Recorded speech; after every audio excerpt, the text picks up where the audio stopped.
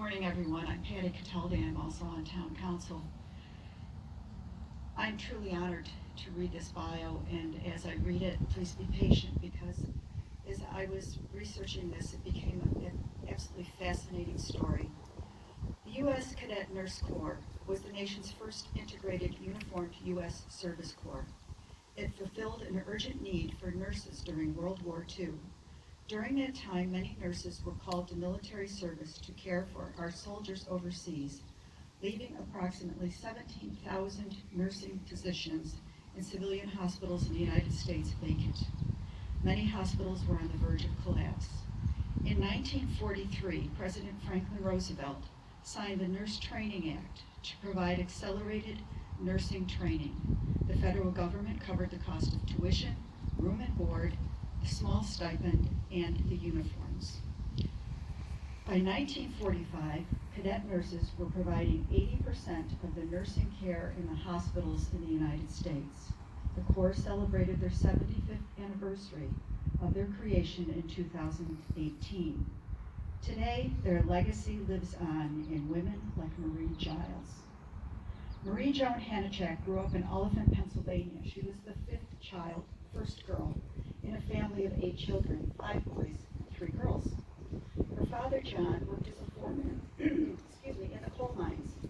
She graduated from high school at age 16. Her parents saw her as a bright young woman with a very bright future. Her aunt, Anna Noonan, was the nurse supervisor in a psychiatric hospital in Binghamton and informed Marie's parents about a training program for nurses in Johnson City at the Charles Wilson Memorial Hospital. It seemed to be a perfect opportunity for Marie.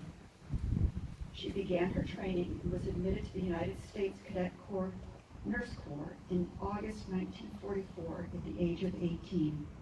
She began working as a registered nurse at a tuberculosis hospital in Auburn. She later worked in maternity and pediatric care at Wilson Hospital, the very same place where she had trained for the Corps. She met her husband, James Giles, on a blind date. James was from Endicott, New York, and at 17 he had enlisted in the U.S. Navy, serving for 2 years.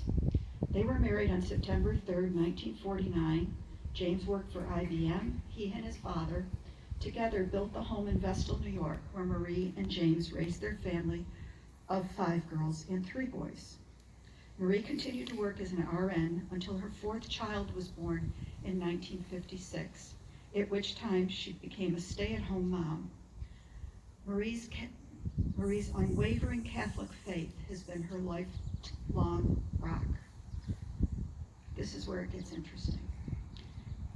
As I was researching this, I discovered that the U.S. Cadet Nurse Corps remains the only uniformed Corps members not to be recognized as veterans.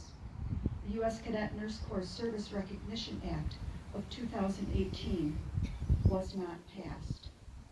Pending, there is an amendment to the National Defense Authorization Act waiting for approval.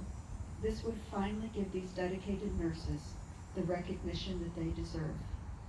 Marie, now 96 years young, resides at Maplewood.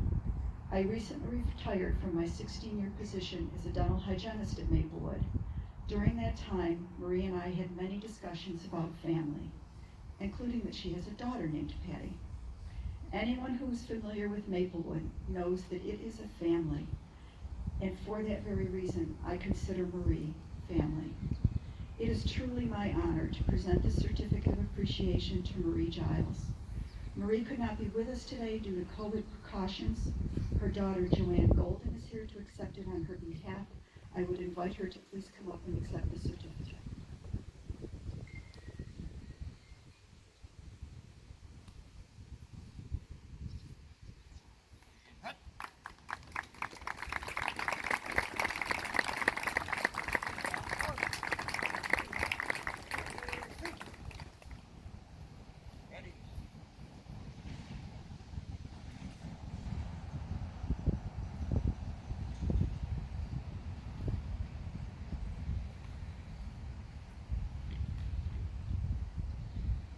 Thank you.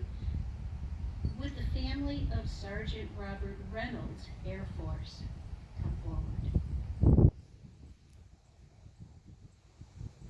As he isn't able to make it today. accepting his plaque, his award, is town historian Lynn Barton. Thank you. Oh, he is here. Oh, I'm so